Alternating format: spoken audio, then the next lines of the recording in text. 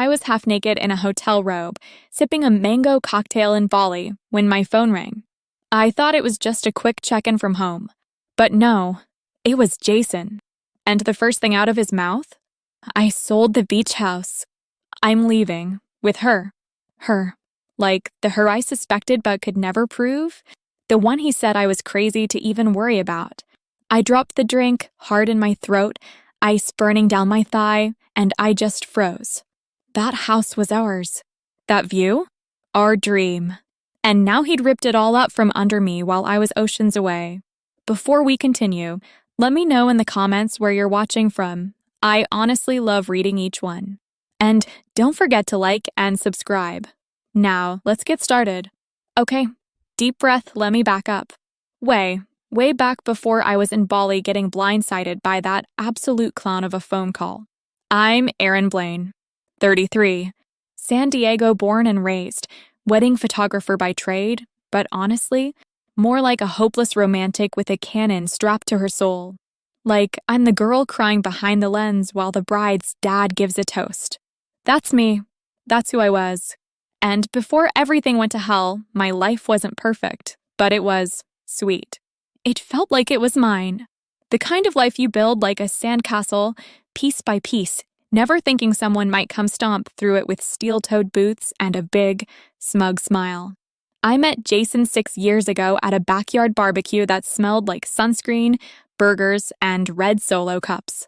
It was one of those lazy Saturday deals, you know, cornhole in the grass, country music in the background, someone's golden retriever sniffing your flip-flops. I was there with a mutual friend who forgot to tell me she was bringing me to Jason's house. He had this crooked smile like he already knew me, a backwards baseball cap, and he teased me about my camera like we'd been dating for years. Called me Shutterbug all day. I laughed so much that night, I forgot I'd been crying the day before over a guy who ghosted me after 4 dates. Jason made it all feel easy, effortless even, like I could finally exhale. We moved in together within 10 months. Fast? Yeah, but it felt right. The kind of right that makes you ignore the little stuff. Like the way he'd always make jokes that landed Jewest left of respectful, or how he never asked me about my photos, just assumed it was a fun little hobby I'd grow out of eventually. Still, I loved him. Hard. I threw everything I had into that relationship. 2 years later, we were married. Simple beach wedding. No frills. Just us and the people we cared about and a playlist of love songs I still can't listen to without tasting metal in my mouth. We bought the beach house the following spring, just before the pandemic. And let me tell you that place? It wasn't just a house. It was the dream. White shutters, weathered gray deck, a hammock I practically lived in with a book and a cold beer. The ocean literally sang us to sleep. It was small, yeah, but ours. I imagined painting a nursery in one of the bedrooms. I had a Pinterest board titled Baby Blaine's Beach Room and everything. Gross, right? God, if I could slap 2020 me across the face. Anyway, marriage. After the wedding, things started to shift. You'd think it would be all cute routines and slow Sunday mornings, but no. Jason got cold, quiet, like he was trying to disappear into the couch every night with his phone glued to his hand. He'd say he was working late, then later, then overnight sometimes. I tried to give him the benefit of the doubt. He worked in tech, some cloud infrastructure thing I never fully got, but still, it didn't feel right. I asked, of course. I'm not stupid. I go, hey, are we okay?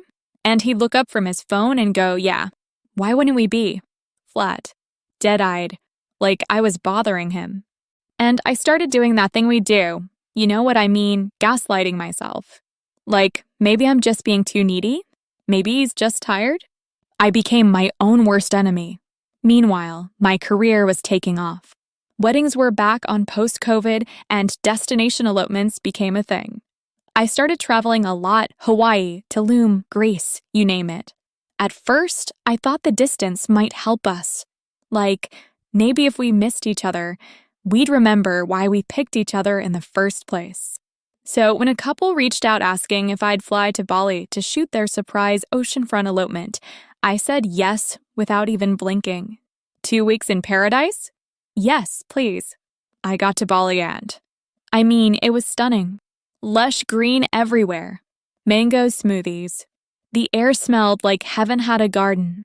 The couple was sweet young, all giggly and nervous and in love. The way he looked at her when she fixed her hair before the shoot, it made my throat hurt. That night, after we wrapped the shoot, I went back to my hotel and ordered room service. Sat out on the balcony in a fluffy robe, sipping a drink that tasted like summer and sunshine. I felt peaceful, like finally a moment to just breathe. And that's when my phone buzzed. Jason lighting up my screen. I was smiling as I answered, like, maybe he misses me for once. What I got instead? I sold the beach house. I'm leaving, with her. I swear, I thought I misheard him. I blinked, shook my head, even laughed a little like, haha, good one, babe. But he didn't laugh. She's been there for me in ways you haven't. Alexis understands me. Alexis. That name hit me like a damn truck. I knew exactly who she was. The one from the office. The one with the fake laugh and overpriced lashes.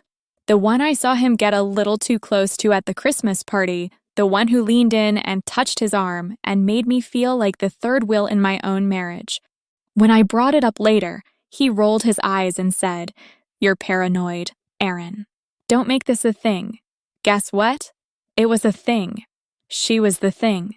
He kept talking, kept going like he was breaking up with a barista or a casual hookup, not his wife. He said he already moved in with her, already sold the house, left my gear in a storage unit as a courtesy. And just like that, my marriage, my home, my entire life cracked into pieces. Thousands of miles from home, on a different continent, holding a stupid mango drink while the man I loved told me I was being replaced. I hung up, didn't cry at first, just sat there, frozen. Ice from the drink had slid down my robe and was burning cold against my thigh, but I couldn't feel anything. Nothing. Numb. My hands were shaking too much to even call anyone. I just stared at the dark ocean, thinking, what the hell just happened? I was a wife yesterday, a business owner, a woman with a home. And now? I was, what?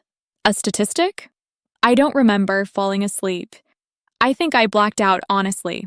But I remember waking up the next morning, mascara smeared all over the hotel pillow, and this gnawing pain in my chest that wouldn't go away.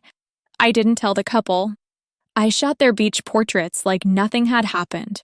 Smiled, directed poses, held back tears until I got back to the hotel and curled up on the bathroom floor like a child. Everywhere I looked, I saw reminders of what I thought my life was gonna be. I watched Honeymooners at breakfast and wanted to scream. I heard a love song on the hotel speakers and had to cover my ears. And that's when it hit me, I had nothing left tying me home. Except my camera, my gear, the thing that he didn't even want. The only thing he didn't touch or twist or ruin. It was all I had. But maybe it was enough. So yeah, I stayed in Bali. I had to. My return flight was a week out, and honestly, I couldn't bring myself to change it. What was I even gonna fly back to? A storage unit? An empty bank account? The shell of a life I thought I had? The next morning, I went through the motions like everything was fine.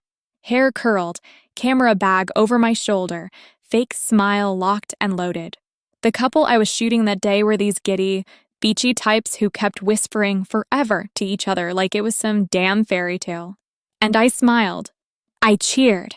I said stuff like a little closer. Perfect. Give her a kiss on the forehead. Yes, just like that, while trying not to burst into tears every time I looked at them. I don't even know how I got through those shoots. I think I just disassociated, like I was floating somewhere above my own body, watching this girl, me, pretend her world wasn't on fire. By the fourth day, I couldn't do it anymore. I stayed in bed, ordered room service I didn't touch. I opened the same bottle of rose 3 times and never drank more than a sip. And when I finally did try to drink, I ended up locked in the hotel bathroom, full-on ugly, crying into a hand towel. My robe was still damp from the steam, my knees on the tile, and my face, a puffy, mascara-streaked mess. At one point, I caught my reflection in the mirror, and I swear I didn't recognize her. I looked tired. Not just tired like bad sleep, but tired in my soul. Like someone had unplugged my light and left the cord dangling. I texted 2 people that whole week, my assistant to cancel the next gig back in California, and my friend Nevaeh, just to say, I'm alive. Don't ask. Love you. I wish I could say the turning point came from something poetic, like a sunset or a handwritten note from a stranger. But nope, it was a one-night stand. His name was Ari. He was the bartender at the pool bar. Tan, tall, the kind of guy who looked like he lived in flip-flops. He made me a watermelon cocktail with chili salt and winked when I said it was my third. And when I asked if he wanted to come up to my room, he said, only if you really want me to.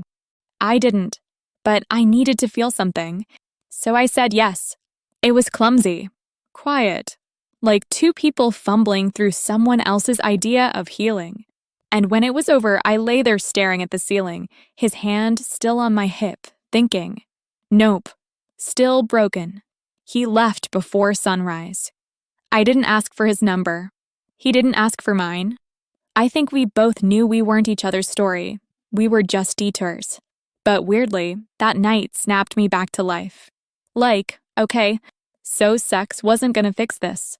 Crying wasn't gonna fix this. Wishing Jason would suddenly realize what he lost? Definitely not gonna fix this. But I could fix something. The next day, I checked out of the resort and into a dirt cheap hostel 2 blocks from the beach. I deleted all the couple shots from my memory card. Don't worry, I'd already delivered them, and opened my laptop like it was a lifeline. I didn't shower. I didn't brush my teeth. I just sat cross-legged on that creaky twin bed and rebuilt. New domain. New logo. New Instagram handle at Erin Unfiltered. Corny maybe, but it felt right. That same night, I posted a story that said, you ever lose everything and still wake up the next day like, okay, let's try again? That's where I'm at. If you know anyone getting married, divorced, having a baby, or just madly in love with life, I'm your girl. Let's shoot something real. I hit send. And that post?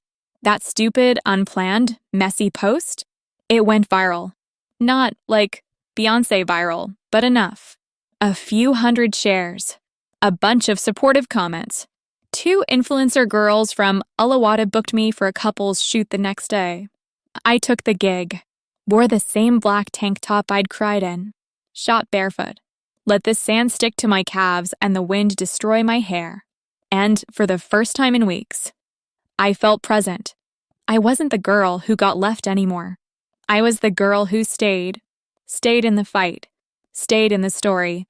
When I finally flew back to San Diego, I went straight from the airport to the storage unit.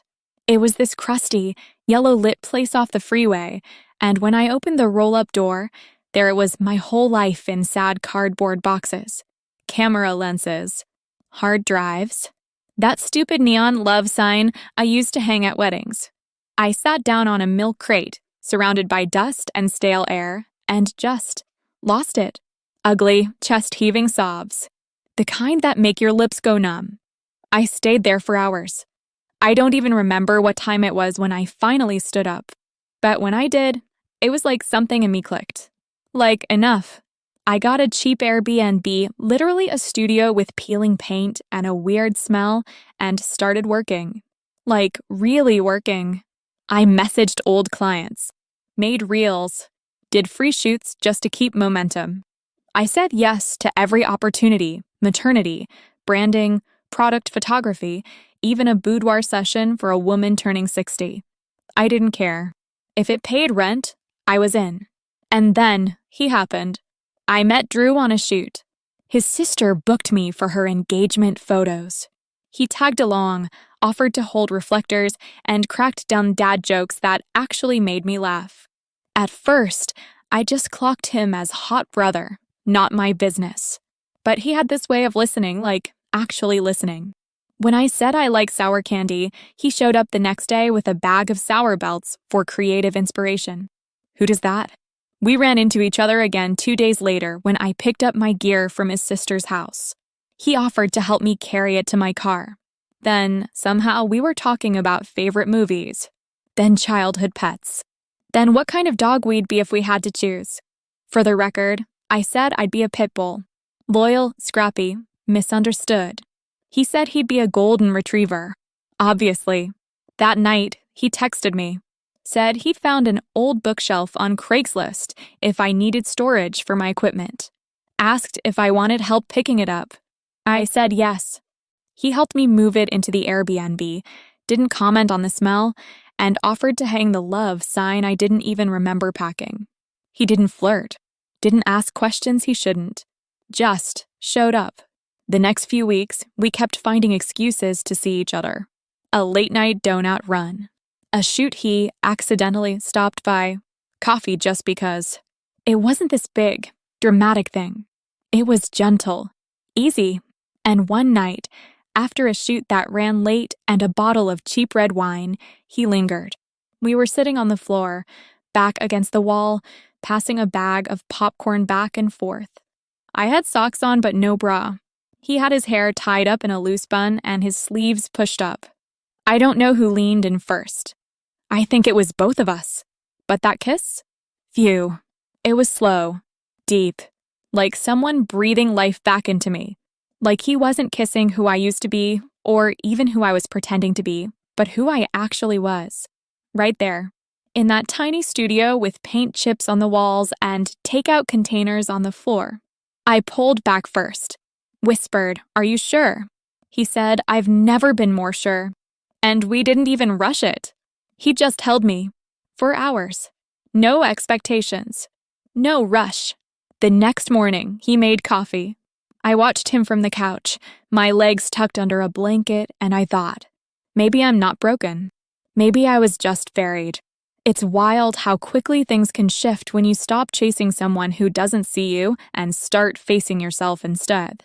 Every single morning, I'd wake up in that creaky little Airbnb, this studio with paint-chipped cabinets and a toilet that ran all night, and I'd feel that first hit of dread in my chest, like a bruise that hadn't faded. But then, I'd remember I was free, not just from Jason, from the walking on eggshells version of me, from the girl who swallowed her voice to keep the peace. And I wasn't gonna waste that. I was in full beast mode. I'd wake up, chug a protein shake I hated, tie my hair into the sloppiest bun you've ever seen, and hit the grind. I rebranded myself under my new photography name, Erin Blaine Moments, and poured everything into building that brand. I mean, I was emailing brides at 3 a.m., posting behind-the-scenes clips on TikTok like my life depended on it, because it kinda did, and learning how to use a damn tripod properly, because surprise, Jason always did that part. And Drew? He just kept showing up. No expectations. No pressure. Just there. He'd swing by with takeout and sit on the floor with me while I sorted memory cards or tested edits on Lightroom. One night, I was cursing at my screen because I couldn't color correct a golden hour shot, and he just calmly walked over, kissed my temple, and whispered, "Babe, maybe take a breath?" And I did. Not because he told me to, but because, for the first time, someone was reminding me I didn't have to do it all alone. I didn't even realize I was falling for him. It just happened. Like when you stop hearing the buzz of a fridge because you've gotten used to it, and then one day it stops and the silence hits you like a wave. That was Drew. Quiet, constant, real. But then I got the lawyer's email. I'll never forget it. I was mid-shoot in La Jolla. This couple was frolicking through the surf, all sunset lit and googly-eyed, and my phone buzzed. I checked it between shots and saw the subject line, Property Title Findings. My stomach dropped. I read it 3 times just to be sure. Jason never put my name on the beach house. Not on the title. Not on the deed. Nothing. I just stood there, barefoot in the wet sand, camera dangling at my side, That beautiful couple laughing like love was all there ever was, and I felt like the air had been sucked straight out of me. When the shoot was over, I walked to my car, sat in the driver's seat, and cried so hard I hiccuped. I thought about all the times Jason said, ours, our home, our future, how we picked out the backsplash together. The stupid driftwood sign I insisted on hanging above the fireplace that read salt in the air, sand in our hearts. What if King joke, asterisk, and the worst part? I'd believed him, trusted him, back when I was all wide-eyed and hopeful and planning out baby names we never used. But once that cry passed, like the snotty, ugly, heaving kind of cry, you know what came after? A calm, cold, focused calm. I wasn't gonna let him just win. Not like that. I called my lawyer and said, let's go after every single thing I'm legally owed. I want it all. Every dime, every stock, every penny he tried to tuck away in the dark. And guess what? There were things. So many things. Turns out, Jason was a lot of things, but subtle wasn't one of them. That man had accounts with sloppy passwords, old investment platforms he forgot about, and leftover equity from a startup deal he never reported. My lawyer and I pounced. Meanwhile, my world kept blooming. The rebrand was working. Clients were reaching out in droves. Brides who wanted real, messy, emotional captures. New moms booking newborn shoots. Even brands wanting campaign imagery that felt human and imperfect. I was thriving in a way I never had before, not even when Jason and I were happy. I started mentoring baby photographers on the side. Recorded little tips in my car between gigs. One video where I cried about rebuilding after divorce went semi-viral. Like 12K followers overnight viral. It was surreal. And through it all, Drew was just steady. He never asked me to be okay when I wasn't. He never flinched when I got quiet or crabby or pushed him away for a few hours because I needed to feel what I was feeling. He just held space for me. One night, I came home from a shoot soaked in rain, hair plastered to my face, and I walked straight into his arms. No words. Just him wrapping a towel around me and kissing my forehead like I was something precious. That night, curled up in his hoodie, eating leftover spaghetti with my legs on his lap, I looked at him and whispered, I think I'm starting to believe in things again. And he didn't say, like what? He just said, good. You should. He moved in 2 weeks later. It wasn't some big talk or decision. Just him helping me unload groceries one day and never really leaving after that. He'd sleep over, we'd wake up tangled. He'd make the worst coffee you've ever tasted, and suddenly it felt like home. Not fancy, not perfect, just warm. But even as we were building something real, there were nights I'd lie awake, haunted by all the things Jason still got away with. That house, the lies, the years I gave. And then came the next twist. Jason reached out. Not directly. Not at first. He emailed my lawyer, trying to negotiate. Said Alexis was taking up space in his condo. Claimed he didn't want to fight. That he'd be generous if I dropped the court proceedings. Generous. The audacity.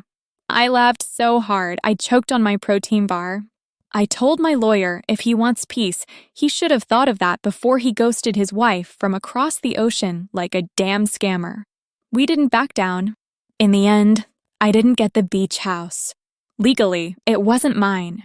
But I did get a payout from the assets. Enough to restart. Enough to choose. So you know what I did?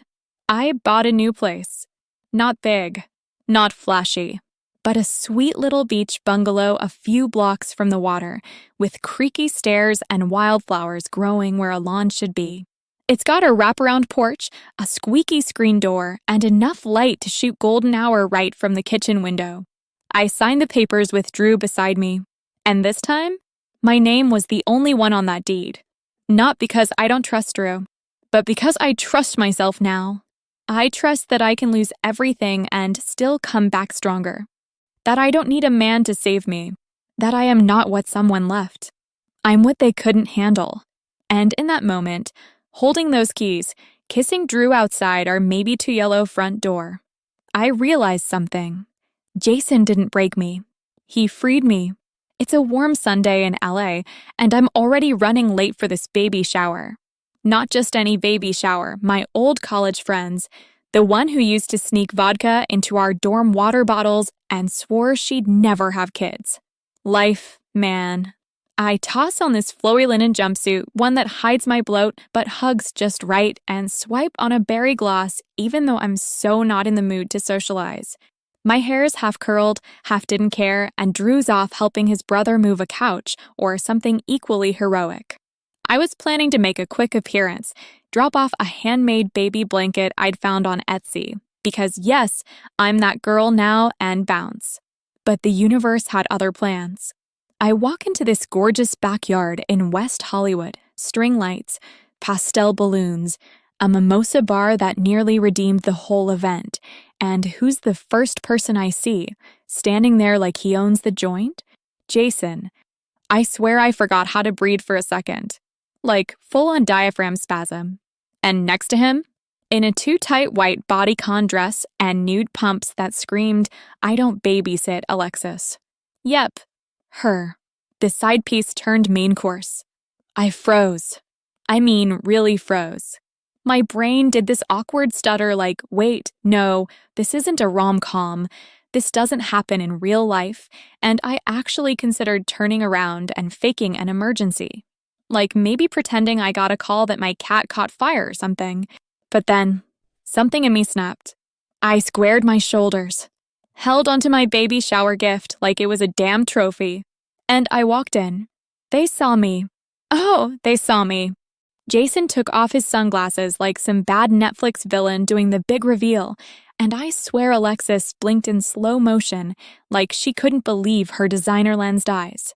Jason walked toward me with that fake, polished smile he always used when we had company over. Aaron. Wow, this is a surprise. Yeah, I said, setting the gift on the present table. Life's full of those. He went in for a hug. A hug. And listen, I'm not proud of this, but my arms went stiff at my sides like I was being hugged by a ghost. All I smelled was his cologne, same as it ever was. Clean, cocky, forgettable. Alexis tottered over, smile sharp as a blade. Aaron, I've heard so much about your little freelance thing. How's that going? My jaw? It wanted to swing, but I just smiled. Tight, calm. The kind of smile you reserve for IRS agents or bridal clients who want 6 outfit changes in an hour. Oh, it's great, I said, grabbing a mimosa from the bar. Just booked a month-long shoot in Italy. You know, now that I have the freedom. I sipped it like it was champagne and watched Jason flinch. It was small, barely there, but I saw it. The tiniest twitch in his eye, the slight shift of his jaw. Like my success made his throat close up. That moment? Delicious. The baby shower went on, all cupcakes and onesies and awkward belly photos. But I couldn't help noticing that Alexis kept glancing at me, like she was sizing me up, like she thought I'd crumble if she stared hard enough. I didn't. I mingled, left, took a few candid shots for my friend on my phone because, duh, muscle memory. And when I caught Jason watching me across the yard, I just raised my glass in a silent toast. Cheers to what you lost, buddy. After the party, I was unlocking my car when my phone buzzed. It was a text from an unknown number. I didn't even have his contact saved anymore. Jason, hey, weird seeing you today. You looked really good. I miss us sometimes. Alexis isn't what I thought. I stared at the message. And then I snorted. Loud. In the parking lot. Not because it was funny, but because it was so Jason. So him to light a fire, watch the house burn, then knock on the door holding a match and saying oops. You know what I did? I dropped my phone, not on purpose. It just slipped out of my hand mid-laugh, bounced off the hood of my car, and plopped right into a puddle near the curb. I fished it out, wiped it off, and as it rebooted, I whispered, yeah, that's about right. I never texted back, but that wasn't the end of it. A few days later, he emailed me. Long email, like multiple paragraphs. Classic Jason over-explaining when he didn't get his way. He rambled about how Alexis wasn't as easy to talk to as I was, how she gets defensive and doesn't understand his stress. He said he missed my calm energy and the way I used to believe in him when no one else did. And the thing is, there was a time I would have melted reading that. A time when I would have convinced myself that maybe, just maybe, he realized his mistake. That maybe he missed me like I missed the idea of us. But I'm not her anymore. I read that email while Drew was rubbing my feet after a 10-hour wedding shoot, and I couldn't stop giggling. I didn't even tell Drew what it said. Just kissed his cheek and deleted it. The next week, I got invited to speak on a photography panel in New York. I was officially being called an industry leader. Me, the woman who'd cried into a storage unit and edited photos in a bathrobe while surviving on boxed mac and cheese. When I stepped on stage in this sleek black jumpsuit, hair curled to the heavens, and saw all those young photographers taking notes, I felt it. That shift. I wasn't surviving anymore. I was soaring. Jason wasn't my heartbreak story. He was my origin story. And that realization? Unreal. Fast forward a few months, and I'm standing barefoot in the doorway of a little white bungalow that smells like sea salt and fresh paint. There's a wind chime clinking somewhere behind me. Drew's inside fiddling with a crooked shelf, and my camera's slung around my neck, warm from the sun. And yeah, it's a beach house. But not that beach house. Not the one Jason stole out from under me like a magician with a bad trick. This one's smaller, simpler. No fancy smart locks or curated throw pillows. Just creaky floorboards, chipped tiles, and the sound of seagulls that wake us up before the alarm ever does. But it's ours. And this time, my name's not just on the mortgage. It's on the deed. Front and center in bold letters. Aaron. Freaking. Blaine. Getting here wasn't some shiny, happy montage. It was messy. Ugly, even. There were nights I cried myself into Drew's hoodie while editing wedding photos of strangers dancing under fairy lights, wondering if I'd ever feel that again. There were moments I snapped at him over dumb stuff, burnt toast, a missed call because I was still healing in places I didn't know were broken. But Drew? That man stayed. He didn't try to fix me. He just held space. Like one time, I found a photo of Jason and me buried deep in an old hard drive. It popped up while I was searching for an old client's gallery, and it hit me like a punch to the ribs. We were on the porch of the beach house, grinning like idiots, his arm around my shoulder, my head tilted like I was home. I stared at it for too long, and when Drew walked in and saw the screen, he didn't get weird. He didn't get jealous. He just walked over, clicked the trackpad gently, and said, "That girl deserves everything. And I'm lucky I get to love the woman she became. Tell me how I wasn't supposed to cry." We built our little life slow, piece by piece. I stopped chasing the version of success I thought I had to have and leaned into what lit me up. I started doing more storytelling shoots, messy love, real families, raw moments that weren't always perfectly posed.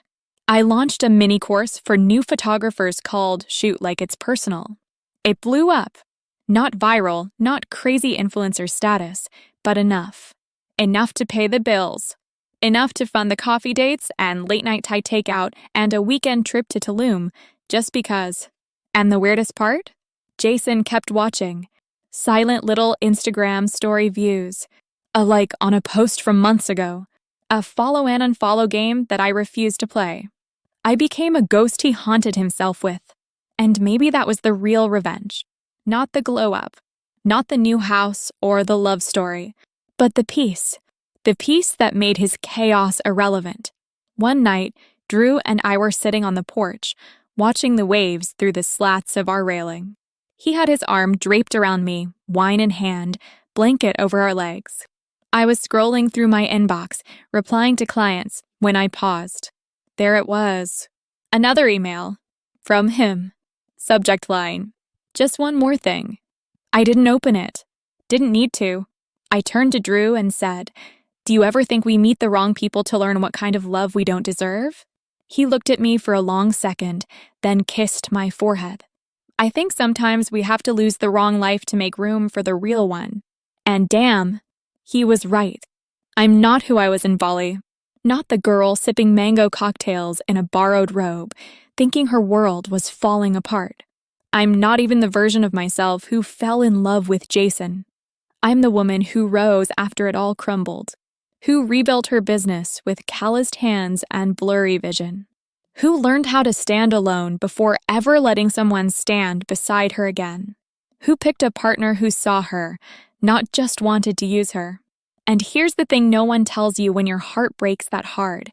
The version of you that comes after, she's bulletproof.